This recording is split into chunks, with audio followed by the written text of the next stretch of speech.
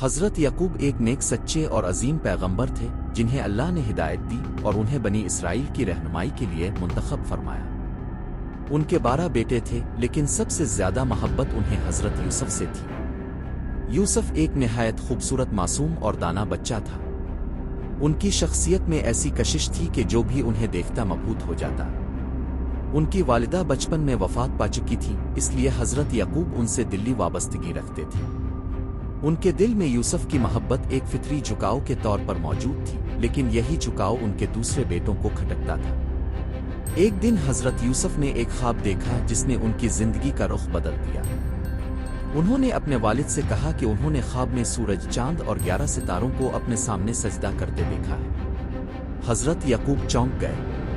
وہ سمجھ گئے کہ یہ کوئی معمولی خواب نہیں ہے بلکہ ایک پیغام ہے کہ یوسف کا مقام بہت بلند ہونے والا ہے۔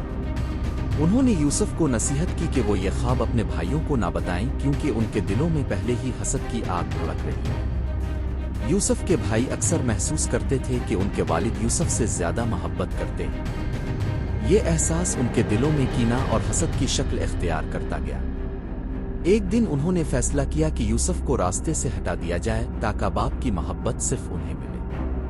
انہوں نے پہلے تو یوسف کو قتل کرنے کا ارادہ کیا، لیکن بعد میں طے ہوا کہ اسے کسی دور دراز علاقے میں چھوڑ آئیں تاکہ وہ گم ہو جائے اور ان کے باپ کا دل ان سے قریب ہو جائے۔ انہوں نے اپنے والد سے کہا کہ وہ یوسف کو ہمارے ساتھ بھیج دیں تاکہ وہ کھیل سکے اور دنیا دیکھے۔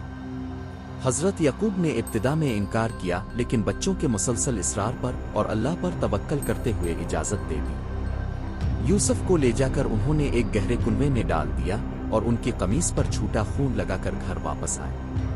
انہوں نے کہا کہ یوسف کو بھیڑیا کھا گیا۔ حضرت یعقوب نے قمیص کو دیکھا اور فوراً جان گئے کہ یہ جھوٹ ہے۔ انہوں نے دل میں صبر کیا اور اللہ سے رجوع کیا۔ ان کی آنکھیں روتے روتے کمزور ہو گئیں، لیکن ان کا دل اپنے رب پر قائم رہا۔ کنویں میں حضرت یوسف تنہا تھے، مگر ان کے دل میں خوف نہیں تھا۔ اللہ پر توکل انہیں طاقت دے رہا تھا۔ کچھ دن بعد ایک قافلہ کنویں کے پاس سے گزرا اور پانی کے لیے ڈول ڈالا۔ یوسف اس ڈول کے ساتھ باہر نکلے تو قافلے والے حیران رہ گئے۔ انہوں نے سوچا کہ یہ خوبصورت لڑکا قیمتی مال بن سکتا ہے، اس لیے وہ یوسف کو مصر لے گئے اور وہاں بازار میں بیچ دیا۔ یوسف کو مصر کے وزیر خزانہ نے خریدا۔ اس کا نام عزیز مصر تھا۔ اس نے یوسف کو عزت دی اور ان کی پرورش کی۔ یوسف دن با دن دانا، خوبصورت اور بااخلاق نوجوان بنتے گئے۔ عزیز کی بیوی بھی یوسف کی شخصیت سے متاثر ہو گئی اور ایک دن اس نے یوسف کو اپنی طرف مائل کرنے کی کوشش کی۔ یوسف نے انکار کیا اور اللہ کی پناہ مانگی۔ اس عورت نے اپنی ناکامی چھپانے کے لیے یوسف پر الزام لگا دیا۔ معاملہ عزیز مصر تک پہنچا، جس نے حالات دیکھ کر فیصلہ کیا کہ یوسف کو قید کر دیا جائے تاکہ بدنامی نہ ہو۔ یوسف قید ہو گئے، لیکن وہاں بھی ان کی روشنی پھیلنے لگی۔ قیدی ان سے متاثر ہونے لگے۔ وہ ان کے خوابوں کی تعبیر بتاتے اور اللہ کی طرف رہنمائی کرتے۔ ایک دن 2 قیدیوں نے خواب دیکھے۔ یوسف نے ان کے خوابوں کی درست تعبیر کی اور ان میں سے ایک رہا ہو کر بادشاہ کے دربار میں پہنچا۔ کچھ وقت بعد بادشاہ نے ایک عجیب خواب دیکھا۔ 7 دبلی گائیں 7 موٹی گائیں کھا گئیں اور 7 خشک خوشے 7 ہرے بھرے خوشوں کو نگل گئے۔ بادشاہ نے اپنے درباریوں سے تعبیر پوچھی، مگر کوئی مطمئن جواب نہ دے سکا۔ یوسف کے سابق قیدی ساتھی نے بادشاہ کو یاد دلایا کہ قید میں ایک شخص خوابوں کی بہترین تعبیر کرتا تھا۔ بادشاہ نے یوسف کو بلوایا۔ یوسف نے خواب کی تعبیر دی کہ مصر میں 7 سال تک خوب فصل ہوگی، پھر 7 سال قحط ہوگا۔ یوسف نے یہ بھی بتایا کہ قحط سے بچنے کے لیے گندم کو ان سالوں میں ذخیرہ کرنا چاہیے۔ بادشاہ یوسف کی حکمت اور علم سے متاثر ہوا اور انہیں مصر کا خزانہ اور کھانے پینے کا نظام سنبھالنے کی ذمہ داری دے دی۔ یوسف نے ایمانداری، عدل اور دانائی سے یہ کام انجام دیا۔ جب قحط آیا تو یوسف کی حکمت سے پورا مصر بچ گیا۔ قحط کے دنوں میں حضرت یعقوب کے بیٹے بھی اناج لینے مصر آئے۔ یوسف نے انہیں پہچان لیا، لیکن انہوں نے یوسف کو نہ پہچانا۔ یوسف نے ان کے ساتھ نرمی اور دانش سے معاملہ کیا۔ انہوں نے ان سے کہا کہ اگر دوبارہ آؤ تو اپنے چھوٹے بھائی کو بھی ساتھ لانا۔ بھائی واپس گئے اور حضرت یعقوب سے اجازت لی۔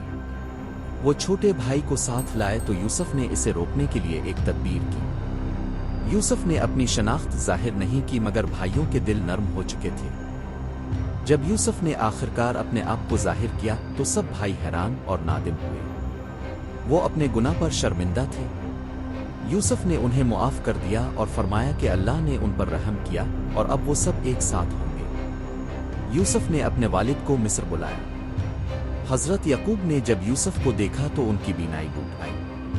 وہ اپنے بیٹے کی کامیابی پر اللہ کا شکر ادا کرتے رہے۔ وہ لمحہ بھی آیا جب یوسف کے سامنے ان کے والد والدہ اور 11 بھائی موجود تھے اور سب ان کے مرتبے کو تسلیم کر رہے تھے۔ اس طرح وہ خواب پورا ہوا جو یوسف نے بچپن میں دیکھا تھا۔